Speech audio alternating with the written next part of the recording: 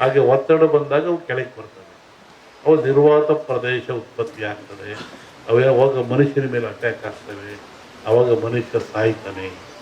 ಇದನ್ನು ನಾವೇ ಇಂದು ಇದೆ. ಇದು ರಾವ್ ಹೊಡೀತು ಅಂದರು, ನೆಲಪಟ್ಟು ಹೊಡೀತು ಅಂದರು, ಇದನ್ನೆಲ್ಲ ಅಂತಹ ಕ್ರಿಯೆ ಬರ್ತವೆ.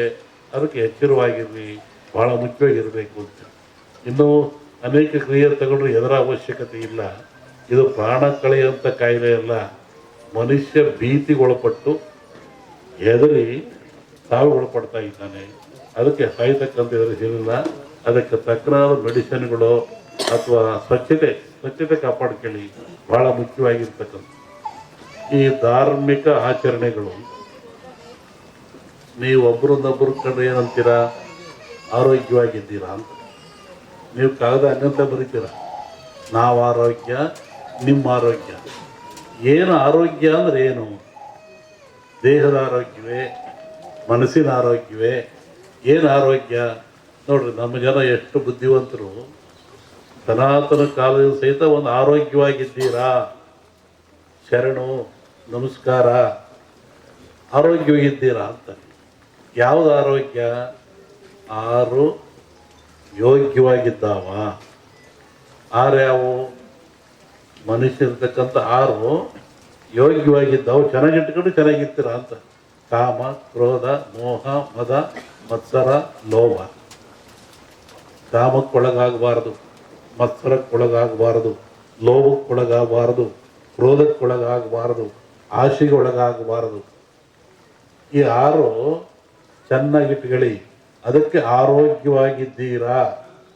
ನಾವು ಕೇಳೋದು ಕಲ್ತ್ಕೊಂಡ್ವಿ, ಒಳಗಿನ ತತ್ವ ನಮಗೆ ಬರಲಿಲ್ಲ. ಇವತ್ತು ಹಬ್ಬ ಆಚರಿಸ್ತೀವಿ, ಸಮಾರಂಭಗಳನ್ನು ಮಾಡ್ತೀವಿ, ಕಾರ್ಯಕ್ರಮ ಮಾಡ್ತೀವಿ ಅಂದರೆ ಅದರ ಮೂಲ ಉದ್ದೇಶ ನಾವು ತಿಳ್ಕೊತಾ ಇಲ್ಲ. ಆ ಮೂಲ ಉದ್ದೇಶ ಏನು ಅಂದರೆ ಮನುಷ್ಯನಿಗೆ ಆರೋಗ್ಯದಾಯಕವಾಗಿರಬೇಕು, ಖುಷಿ ಇರಬೇಕು, ನೆಮ್ಮದಿ ಇರಬೇಕು ಅಂತ. ಹಿಂದಿನ ಕಾಲದಲ್ಲಿ ಒಂದು ಧರ್ಮ ಆಚರಣೆ ಇತ್ತು. ಗುರುಗಳು ಭಕ್ತನ ಉದ್ಧಾರಕ್ಕಾಗಿ, ಸಮಾಜದ ಶ್ರೇಯಸ್ಸಿಗಾಗಿ ತಾನೇ ನೋವು ತಗೊಳ್ತಾ ಇತ್ತು. ಹೇಗೆ ನೋಡಿ, ಈ ಭಾಗದಲ್ಲಿ ಕಮ್ಮಿ. ಅದು ಉತ್ತರ ಕರ್ನಾಟಕ ಹೋದರೆ ಜಂಗಿನವ್ರು ಕುಂತಾ ಇತ್ತು. ಒಬ್ಬ ಕಾಲಿಗೆ ಜಂಗ್ ಕೊಟ್ಕೊಳ್ಳೋದು, ಅವನು ಮನೆಗೆ ಬರೋದು. ಬೆಳಿಗ್ಗೆ 6 ಗಂಟೆ ಹೊತ್ತಿಗೆ ಬರ್ತಾ ಇದ್ದ. ಅಲ್ಲಿ ಬಂದು ಜಂಗ್ ಶಬ್ದ ಮಾಡೋವನು, ಅವು ಒಳಗೆ ಹೋಗೋವನು ನೋಡ್ತಾ ಇದ್ದ. ಏನು ಇವರು ಬಾಗಿಲು ಸಾರಿಸಿದಾರೋ ಇಲ್ವೋ, ಇವರು ಸ್ನಾನ ಮಾಡಿದಾರೋ ಇಲ್ವೋ, ಇವರು ಬೇಗ ಎದ್ದಿರೋ ಇಲ್ವೋ, ಇವ್ರ ಮನೆಯಲ್ಲಿ ಸ್ವಚ್ಛತೆ ಇದೆ ಇಲ್ವೋ ನೋಡುವಂಥ. ಅವನಿಗೇನು ಅಲ್ಲಿ ಹಿಟ್ಟಿಡ್ತಾ ಇದ್ರು, ಜೋಳದ ಹಿಟ್ಟು. ಒಂದೇ ಇಡಿ ಹಿಟ್ಟು ತಗೊಳ್ಳೋದು, ಜಾಸ್ತಿ ತಗೊಳಂಗಿಲ್ಲ. ಕಾಯಿಕ ದಾಸೋಗ ಅಂತ ಒಂದಿಡಿ ಜೋಳದ ಹಿಟ್ಟು ತಗೊಳ್ಳೋದು, ಜೋಳಿಗೆ ಹಾಕಿರೋದು. ಈಗ ಎಲ್ಲರ ಮನೆಗೂ ಹೋಗ್ತಾ ಇದ್ದ ಅವನು. ಎಲ್ಲರ ಮನೆಗೂ, ಯಾರ ಮನೆಗೆ ಎದ್ದಿಲ್ಲ ಹೇಳೋನು, ಎದಲ್ರಿ, ಸ್ನಾನ ಮಾಡ್ರಿ, ಬಾಗಿಲು ಸಾರಿಸ್ರಿ, ಅಡುಗೆ ಮನೆ ಸ್ವಚ್ಛ ಇಲ್ಲರಿ, ಪಾತ್ರೆ ಬೆಳೆದ್ರಿ, ಮಕ್ಕಳಿಗೆ ಸ್ನಾನ ಮಾಡಿಸ್ರಿ ಹೇಳ್ತಾ ಇದ್ರು. ಅವರು ಮಾಡಲಿಲ್ಲ, ಕೆಲವರು ಬಿಟ್ಟು. ಅದಕ್ಕೆ ಏನು ಮಾಡ್ತಾ ಇದ್ರು? ಅಲ್ಲೊಬ್ಬ ಮಠಸ್ಥರು, ಸ್ವಾಮಿಗಳು, ಮಠ ಅಂತ ಇರ್ತಾ ಇದ್ರು. ಅವ್ರಿಗೆ ಹೇಳ್ತಾ ಇದ್ರು, ನೋಡಿ ಇಂಥರ ಮನೆಗೆ ಹೋಗಿದ್ದೆ, ಅವ್ರು ಎದ್ದಿಲ್ಲ, ಬಾಗಿಲು ಸಾರಿಸಿಲ್ಲ, ಸ್ನಾನ ಮಾಡಿಲ್ಲ. ಅವಾಗ ಅವರೇನು ಮಾಡಿರೋರು?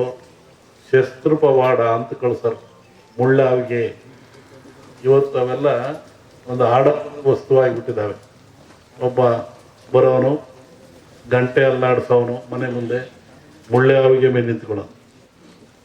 ಮುಳ್ಳಾವಿಗೆ ಮೇಲೆ ನಿಂತ್ಕೊಂಡ್ರೆ ನೋವು ಯಾರಿಗೆ? ನಿಂತವನಿಗೆ. ಗಂಟೆ ಅಲ್ಲಾಡಿಸ್ ಜನವೆಲ್ಲ ನೋಡ್ತಾ ಇದ್ರು. ಯಾಕೆ ನಿಂತ್ಕೊಂಡಿದ್ದೀರಿ ಸ್ವಾಮಿ, ಏನು ಕೆಲಸ?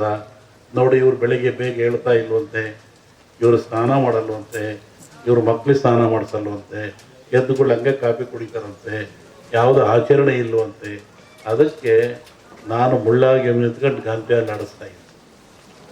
ಒಬ್ಬ ಭಕ್ತನ ಉದ್ಧಾರಕ್ಕಾಗಿ ಒಂದು ಸಮಾಜದ ಏಳಿಗೆ ಎಂಥ ವ್ಯವಸ್ಥೆ ಇಟ್ಟಿತ್ತು ಸಮಾಜ ಹಿಂದೆ. ಒಬ್ಬ ಗುರು ಬಂದು ನೋವು ತಗೊಳ್ತಾ ಇತ್ತು. ಅವಾಗ ಅವನು ಬಂದು, ಇಲ್ಲ ಸ್ವಾಮಿ, ಇನ್ಮೇಲೆ ಹಂಗೆ ಮಾಡಲ್ಲ ನಾನು ಅಂಥೇಳಿ ಅವ್ರಿಗೆ ನಮಸ್ಕಾರ ಮಾಡಿ 4 ಕಾಣಿ ಕೊಡ್ತಾ ಇದ್ದ. ನೋಡಿ, ಕಾಯಕ ಸಿಕ್ಕಾಪಟ್ಟ ದುಡ್ಡು ತಗೊಳಂಗಿಲ್ಲ. ಒಂದಿಡಿ ಹಿಟ್ಟು ಅವಂದು, 4 ಕಾಣಿ ಇವನಷ್ಟೇ ಇಳಿದು ಹೋಗ್ತಾ ಇತ್ತು. ಅದಕ್ಕೂ ಮೀರ್ತಿದ್ರು ಕೆಲವರು. ಆವಾಗ ಅವ್ರಿಗೆ ಶಸ್ತ್ರೂಪ ಮಾಡೋದು ಮತ್ತೊಬ್ಬರನು ಅವನ ಮನೆ ಮುಂದೆ ಬಂದು ಮುಳ್ಳಾವಿಗೆ ಮೆಟ್ಕೊಂಡು ಈ ಬಾಯಿಗೆ ಉದ್ದಕ್ಕೆ ಈ ಬಾಣದಂಗೆ ಇರುತ್ತಲ್ಲ ಶೂಲ ಅದು ಚುಚ್ಕೊಂಡ್ಬಿಡ್ತಿದ್ದ, ರಕ್ತ ಬೀಳ್ತಾ ಇತ್ತು. ಮತ್ತೆ ಗಂಟೆ ಅಲ್ಲಾಡಿಸೋನು. ಎಲ್ಲ ಜನ ಸೇರೋರು, ಯಾಕೆ ಇವನು ಐನರಿಗೂ ಬೆಲೆ ಕೊಡಲ್ವಂತೆ, ಆ ಪೂಜೆನೂ ಮಾಡಿಲ್ವಂತೆ, ನೋಡಪ್ಪ ಇವನು ಅಂತ. ಹಂಗೆ ನೀನ್ಯಾಕೆ ನಾವು ತಗೊಳ್ತೀಯ? ಅವರ ಉದ್ಧಾರಕ್ಕಾಗಿ. ಇವು ಮಠಗಳು, ಮಾನ್ಯಗಳು, ಹಿರಿಯರು ಒಂದು ಸಮಾಜವನ್ನು ಸಿದ್ಧುವಂಥ ಸಂಕೀರ್ಣ ಆದರ್ಶ ತತ್ವಗಳು. ಅವನು ನೋವು ತಗೊಳ್ತಿದ್ದ, ಮತ್ತೆ ಅವನು ಕೆಳಗಿಳಿತಾ ಇದ್ದ, ₹1 ತಗೊಂಡು ಹೋಗ್ತಾ ಇದ್ದ. ಇಂತಹ ಒಂದು ವ್ಯವಸ್ಥೆ ಈ ಸಮಾಜದಲ್ಲಿ ಇತ್ತು. ಇವತ್ತು ಅದು ಯಾವುದೂ ಇಲ್ಲ. ಇವತ್ತು ಐನರು ಕರಿಯರು, ಸ್ವಾಮಿಯರು ಕರಿಯರು, ವಾರ ಕರಿಯರು, ಹಬ್ಬಕ್ಕೆ ಕರಿಯರು, ಅಲ್ಲೂ ಇಲ್ಲ. ಈಗ ಹುಟ್ಟಿದಾಗ ಸತ್ತಾಗ 2 ಸತಿ ಕರೀತಾರೆ. ಅದು ಇಲ್ಲೂ ಗೊತ್ತಿಲ್ಲ. ಆದರೆ ಇವತ್ತು ನಮ್ಮ ಜಗದೀಶು ನೋಡ್ರಿ, ಎಂಥ ಒಂದು ಸಂಪ್ರದಾಯ ಇವ್ರ ಮನೇಲಿ 400 ವರ್ಷಗಳಿಂದ ಒಂದು ದೇವಿಯ ಆರಾಧನೆ ಮಾಡ್ತಾ ಎಲ್ಲ ಭಕ್ತಗಳಿಗೆ ನಾಡಿಗೆ ಸಮೃದ್ಧಿ ಆಗ್ತದೆ, ನಾಡಿಗೆ ಮಳೆ ಬೆಳೆ ಬರ್ತದೆ, ನಾಡಿಗೆ ಆರೋಗ್ಯ ಬರ್ತದೆ, ಒಂದು ಶಕ್ತಿ ಬರ್ತದೆ ಆರಾಧನೆ ಮಾಡೋ ಹಚ್ಚಿದಿರ ನೀವು. ಅದೇನು ಅಗ್ನಿ. ನಾವು ನಿತ್ಯ ಬಾಳ್ಲಿಕ್ಕಾಗಿ, ಬದುಕಲಿಕ್ಕಾಗಿ ಆಹಾರ ತಯಾರು ಮಾಡ್ತೀವಲ್ಲ, ಅದು ಯಾವುದು? ಅಗ್ನಿಯ ಮುಖಾಂತರ. ಹಾಗೆ ಅಗ್ನಿ ಜಗತ್ತಿನ ಚರಾಚರಕ್ಕೆ, ಮನುಕುಲಕ್ಕೆ ಆದರ್ಶ, ಅವಶ್ಯಕ. ಅಗ್ನಿಯಿಂದ ಯಾವುದೂ ಇಲ್ಲ. ಧಾರ್ಮಿಕವನಾಗಿ ಅಗ್ನಿಗೆ ಭವಿಷ್ಯವನ್ನು ಕೊಡ್ತೀವಿ ಅಂತ ಹೇಳೋದು ಬಂದಾದರೆ ಅದನ್ನು ವಿರೋಧ ಮಾಡೋದು ಒಳ್ಳೆತನ ಅಲ್ಲ. ಯಾಕೆ ವಿರೋಧ ಹೇಳಿದ್ರೆ, ಅಗ್ನಿಯೇ ಆಧಾರ ನಮಗೆ. ಅನ್ನ ಮಾಡಲಿಕ್ಕೆ, ಚಹಾ ಕುಡಿಲಿಕ್ಕೆ, ಒಂದು ರೊಟ್ಟಿ ಮಾಡಿಕೊಳ್ಳಲಿಕ್ಕೆ ಏನು ತಿನ್ನೋಕೆ ಅಗ್ನಿ ಬೇಕು. ಅಗ್ನಿ ದೈವೋ ಭವ. ವೈಜ್ಞಾನಿಕೂ ಅಗ್ನಿ ನಮಗೆ ಬೇಕಾಗ್ತಾನೆ. ಆನಂತರ ಕಟ್ಟಿಗೆಗಳು, ಹೊಸ್ವಿಯಕ್ಕ, ಮಾವು, ಮುತ್ತುಗ ಇವೆಲ್ಲ ಬರ್ತವೆ. ಒಂದೊಂದು ಗಿಡದಲ್ಲಿ ಒಂದೊಂದು ಶಕ್ತಿ ಇರ್ತದೆ, ಒಂದೊಂದು ಫಲವನ್ನು ಕೊಡ್ತವೆ.